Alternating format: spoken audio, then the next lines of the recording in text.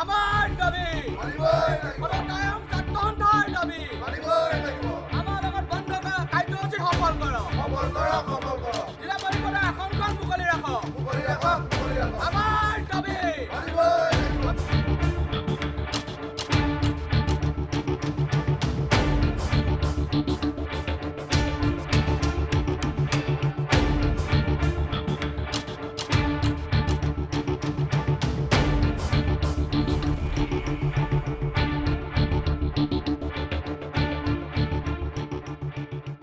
শিৱসাগৰ জিলা বন্ধ ঘোষণা কৰিছিল আটাচুৰ এটা গোটে আৰু তাকে লৈ এতিয়া ডিমুত এইসকল লোকে তেওঁলোকে সকলো যান বাহন কৰা অহা যোৱা কৰা গাড়ীসমূহ পৰীক্ষা কৰিছে আৰু তেওঁলোকে যিসমূহ গাড়ী বন্ধ নামানি ওলাই আহিছে সেইসমূহক গাড়ীক উভতাই দিছে আৰু বিদ্যালয় বা চিকিৎসাজনিত যিসকল লোক তেওঁলোকক যাবলৈ দিছে। অৱশ্যে মই তেওঁলোকৰ সৈতে কথা পাতিম যে ইতিমধ্যে এটা শিৱসাগৰৰ ৰাইজ দুমুজাত পৰিছে, এটা গোটে বন্ধ দিছে আৰু আন এটা গোটে বন্ধ সমৰ্থন কৰা নাই। কথাটো কি হৈছে? আচলতে আপোনালোকে নিশ্চয় গম পায় যে আমাৰ শিৱসাগৰ জিলাৰ বন্ধৰ কাৰণটো কি। আচলতে আমি জাতিৰ উন্নয়নৰ হকে আমি এই বন্ধটো আমি দিছিলোঁ।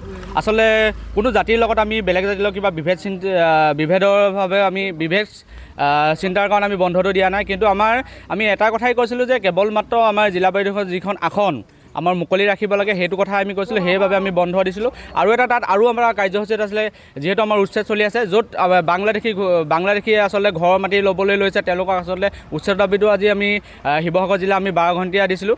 আচলতে আপোনালোকে নিশ্চয়কৈ জানেই চাগে যে আটাচু দুভাগ, কিন্তু একাংশ লোকে কিছুমান লোকে আমাক আজি ধৰক কৈছে যে দুষ্কৃতিকে কোনোবাই বন্ধ হৈছে, কিন্তু নহয়, আটাচু দুভাগ হৈ আছে, সকলোৱে জানে। আৰু আজি আমি যোনটো আমাৰ মিলনপন্থী বুলি ক'বলৈ যায় বা ভাস্কৰ বুঢ়াগোহাঁই পন্থী বুলি ক'বলৈ যায়, আজি আমি সেই গোটে বন্ধ দিছোঁ। আৰু আমি সকলো ৰাইজকে আমি অনুৰোধ জনাইছোঁ, আমি যি যে বন্ধ কাৰ্যসূচী দিছোঁ সেই সম্পূৰ্ণৰূপে বন্ধ কাৰ্যসূচী আপোনালোকৰ সম্পূৰ্ণ সহযোগিতা আমি কামনা কৰিছোঁ।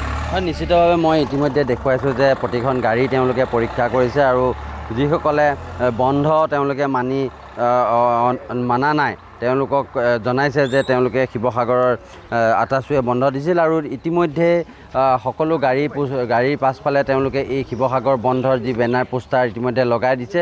আৰু কিছু সময়ৰ পাছত দেখা পোৱা যাব আচলতে শিৱসাগৰত বন্ধৰ প্ৰভাৱ কেনেধৰণে পৰে। আৰু এতিয়া পুৱা এই যি বন্ধ সেই বন্ধ ইতিমধ্যে আটাচুৰ এটা মিলন গোটৰ এই সদস্যসকল ওলাই আহিছে আৰু তেওঁলোকে প্ৰতিখন গাড়ী তেওঁলোকে পৰীক্ষা কৰি থকা দেখিবলৈ পোৱা গৈছে।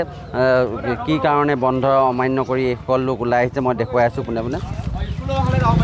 স্কুল আৰু মেডিকেল আমি যাবলৈ বিভাগে শিৱসাগৰ জিলা আমি বন্ধ ঘোষণা কৰিছোঁ।